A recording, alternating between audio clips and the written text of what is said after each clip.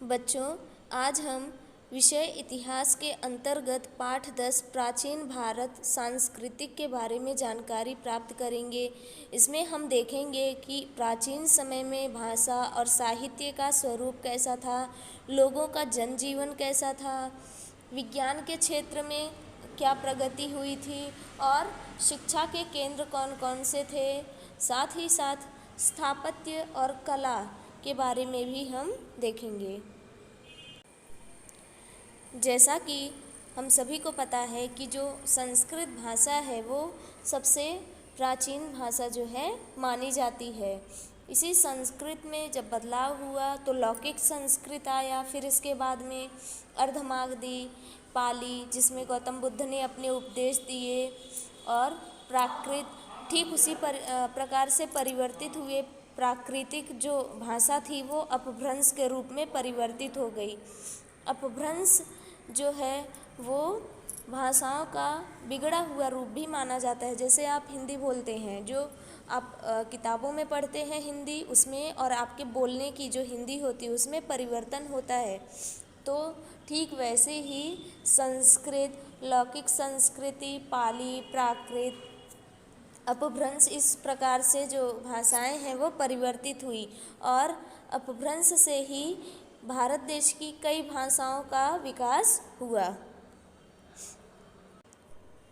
तो हम पहला पॉइंट देखते हैं, भाषा और साहित्य। जो प्राचीन समय था उसमें साहित्य लेखन की अखंड परंपरा थी, मतलब वह तोड़ी नहीं जा सकती थी। और यह जो लेखन था वो संस्कृत में हुआ, अर्धमागधी में हुआ, पाली में हुआ और तमिल भाषाओं में हुआ। इनमें धार्मिक साहित्य, व्याकरण ग्रंथ, महाकाव्य, नाटक, कथा साहित्य जैसे कई ग्रंथ लिखे गए। अब हम देखेंगे संगम साहित्य। संगम साहित्य का अर्थ क्या होता है?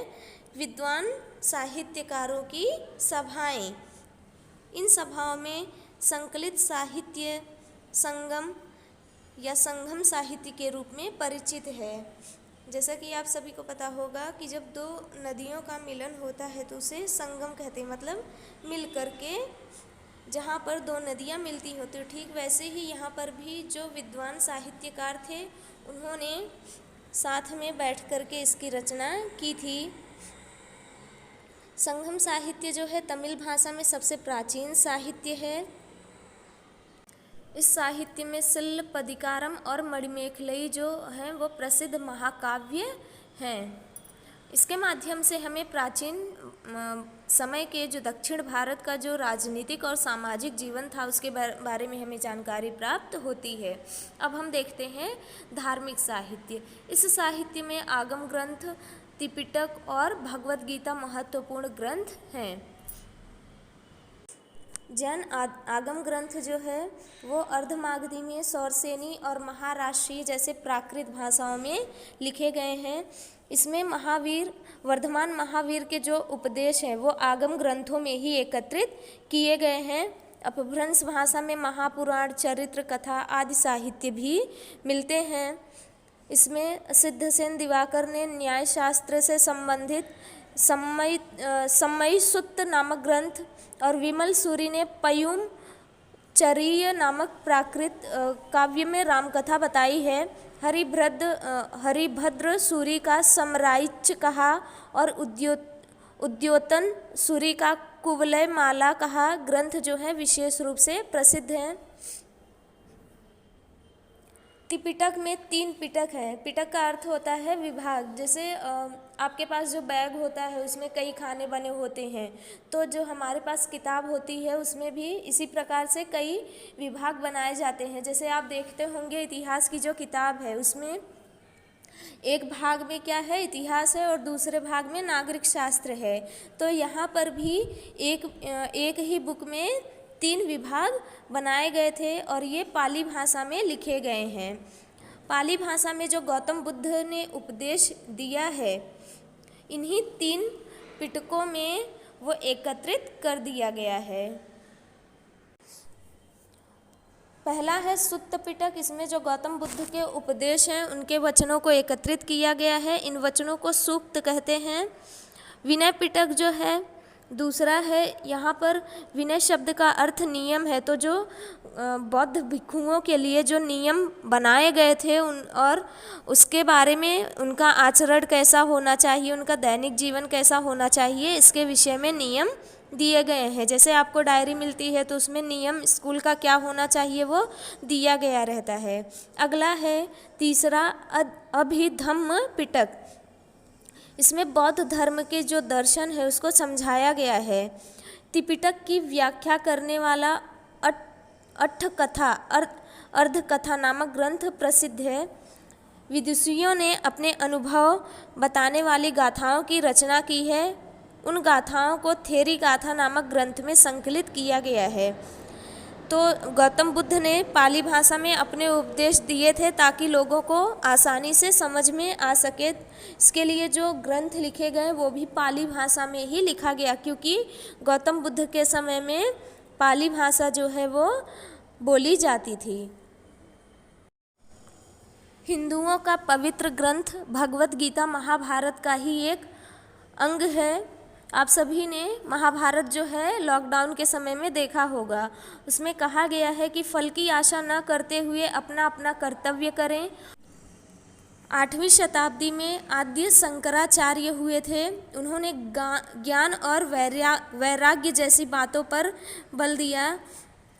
साथ ही उन्होंने उपनिषद, ब्रह्मसूत्रों और भगवत गीता ग्रंथों पर भाष्य लिखकर उनका अर्थ भी स्पष्ट किया। आद्य शंकराचार्य ने ही भारत की चारों दिशाओं में बद्रीनाथ, द्वारिका, जगन्नाथपुरी और श्रृंगेरी स्थानों पर 4 मठों की स्थापना की। भारत के उत्तर में बद्रीनाथ, पश्चिम में द्वारिकापुरी और पूर्व में जगन्नाथपुरी, दक्षिण में रामेश्वरम में श्रृंगेरी मठ जो है उसकी स्थापना किए थे। इसके पहले जब हम लोग मौर्य साम्राज्य के बारे में पढ़ रहे थे तो हमने चाणक्य के बारे में भी देखा था। चंद्रगुप्त मौर्य का जो गुरु था वो चाणक्य ही था। तो कौटिल्य ने अर्थशास्त्र ग्रंथ लिखा था। उत्तम शासन व्यवस्था कैसी होनी चाहिए इसके बारे में कौटिल्य ने एक ग्रंथ लिखा। अब हम व्याकरण ग्रंथ के बारे में देखेंगे। प्राचीन समय में व्याकरणाचार्य पाणिनि ने अष्टाध्यायी नामक ग्रंथ, संस्कृत व्याकरण का प्रामाणिक ग्रंथ उन्होंने लिखा। पतंजलि ने महाभाष्य ग्रंथ लिखा। इस ग्रंथ में पाणिनि द्वारा जो लिखित अष्टाध्यायी है उसके सूक्तों का स्पष्टीकरण महाभाष्य ग्रंथ में किया गया है। तो व्याकरण क्यों लिखा जाता है? ताकि जो भाषा है वो एकदम नियमानुसार चलता रहे। हमें उसके नियम पता होना चाहिए, कब क्रिया आएगा, कब काल बदल जाता है, काल परिवर्तन, क्रिया, वाच्य, इन सब के बारे में हमें जानकारी मिलती है और हमारी जो भाषा है वो शुद्ध रहती है। क्या तुम जानते हो अर्थशास्त्र के बारे में? आपको मैंने बताया कि कौटिल्य ने अर्थशास्त्र जो ग्रंथ है उसमें वो लिखा है और उसमें राजा के कर्तव्य, मंत्रियों को कैसे चुनना चाहिए, कौन कौन से गुण होने चाहिए और प्रतिरक्षा प्रबंध, दुर्ग कौन कौन से होते हैं उसके प्रकार, सेना की संरचना, गुप्तचरों की योजना, कोष, कार्यालय की व्यवस्था, न्यायदान प्रणाली, चोरी की जांच पड़ताल करना, दंड के प्रकार आदि के बारे में उन्होंने सूक्ष्मता से विचार विमर्श किया है। तो आप सभी को पता होगा कि चाणक्य नीति जो है उसको लोग बहुत पढ़ते हैं। वो आज भी चाणक्य नीति जो है हम लोग पढ़ते हैं और उसका अनुसरण भी करते हैं। अगला है आर्ष और अभिजात महाकाव्य। प्राचीन समय में रामायण और महाभारत जो है वो 2 आर्ष महाकाव्य हैं। आर्ष का अर्थ होता है ऋषियों द्वारा रची गई रचना। रामायण जो है वो वाल्मीकि द्वारा लिखा गया है और रामायण की कथा के नायक जो है वो श्री राम है। रामचरितमानस जो है वो किन्होंने लिखा है? तुलसीदास जी ने। और महाभारत की रचना व्यास ऋषि ने किया था। उन्होंने कौरव और पांडव के बीच का जो युद्ध है उसे ही विषय बनाया और इसके जो महाकाव्य के नायक हैं वो श्री कृष्ण जो हैं उनको बनाया है।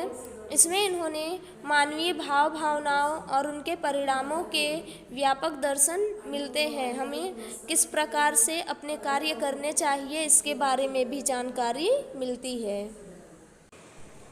भाषा, साहित्य, कला की परंपरा में कई कालखंड ऐसे भी होते हैं जिसमें भविष्य में भी उनकी गौरव और गरिमा जो है वो आगे चलती रहती है। ऐसे कालखंड में जो साहित्य, कला आदि निर्मित किए जाते हैं उसे अभिजात साहित्य के रूप में जाना जाता है।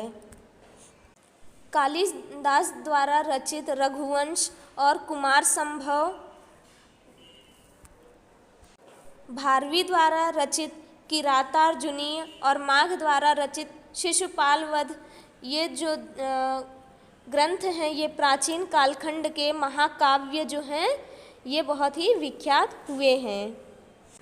अगला मुद्दा है नाटक। बच्चों, आप सभी नाटक ज़रूर देखे होंगे। उसमें गायन, वादन, वीणा वगैरह बजाया जाता है और नृत्य के माध्यम से, डांस के माध्यम से किसी कथा को प्रस्तुत किया जाता है। ये जो परंपरा है ये भारत में बहुत पुरानी है और आज भी हम लोग नाटक जो है वो देखते हैं और करते भी हैं। इन सभी वाद्यों के माध्यम से नाटक को बहुत ही अच्छी तरह से प्रस्तुत किया जा सकता है।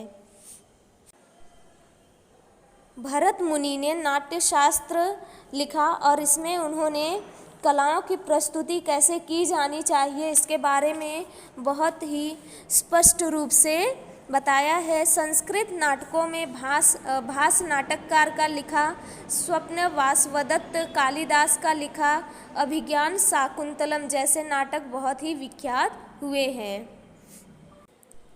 कथा साहित्य, आप सभी कहानियाँ पढ़ते होंगे। छोटे छोटे बच्चों के लिए भी कहानियाँ मिलती हैं और जो रचनाकारों द्वारा लिखी गई कहानियाँ होती हैं वो हमें आज भी मिलती हैं।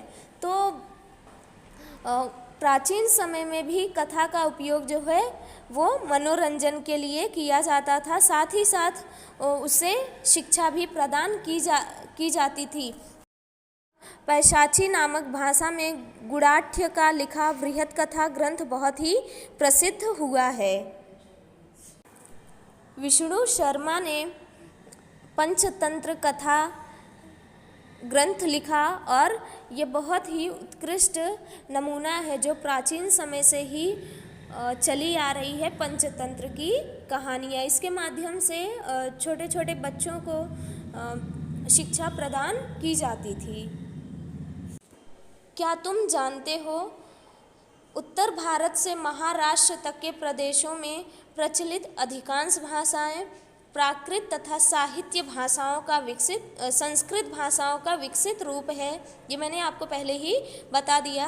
प्राकृत शब्द प्रकृत से बना है। प्रकृत का अर्थ क्या होता है?